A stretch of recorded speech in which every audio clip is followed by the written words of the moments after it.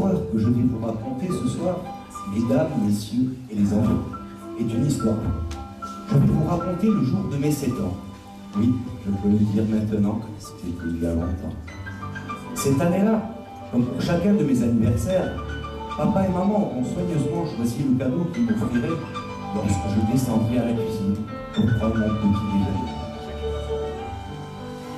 Et le jour de mes 7 ans, ils m'ont offert un cadeau vraiment exceptionnel.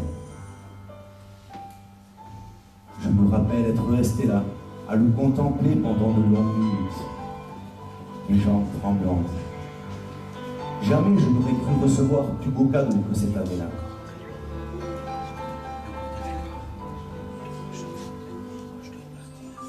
C'était une boîte magnifique. Elle renfermait un costume de magicien que je m'empressais d'enfiler. Je me souviens le regard admiratif de maman.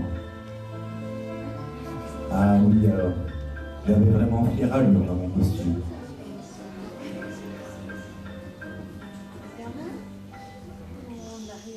Elle contenait aussi un tas d'accessoires dont j'ignorais alors l'utilité, et également le grand livre des secrets que j'ai appris par cœur au fil des années, avec des regards indiscrets. D'ailleurs, certains d'entre vous l'ont peut-être déjà eu entre les mains, ce livre dont toutes les pages sont blanches.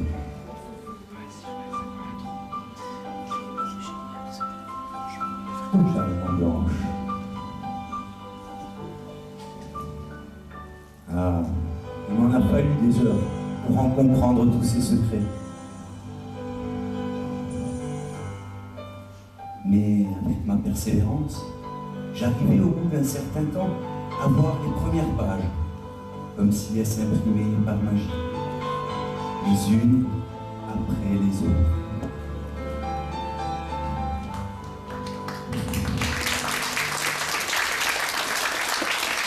La force de l'étudier, un jour, les illustrations et même les couleurs m'apparurent.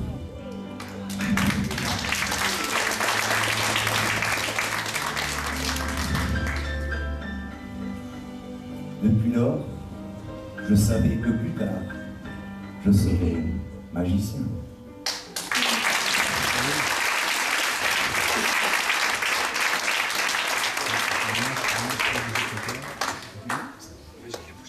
Mais tout ne fut pas si facile. J'en ai passé des heures enfermé dans ma chambre à travailler mes numéros. Parfois, découragé, car je n'arrivais pas à percer les mystères d'un tour. Et bien entendu, à force de travail, au bout d'un certain temps, je pus présenter à mes parents ce petit numéro que je vous présente ce soir.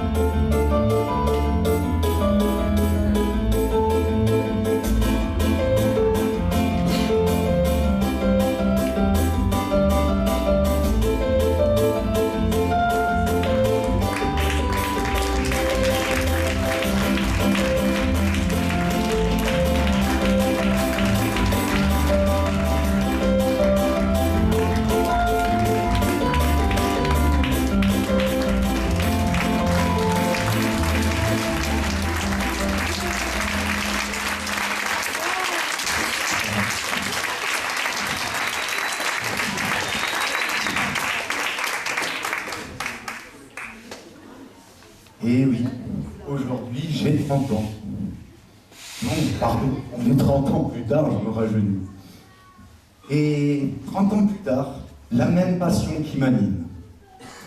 Et ce soir, pour vous, messieurs, dames, je vais présenter un numéro de cordes enclavées.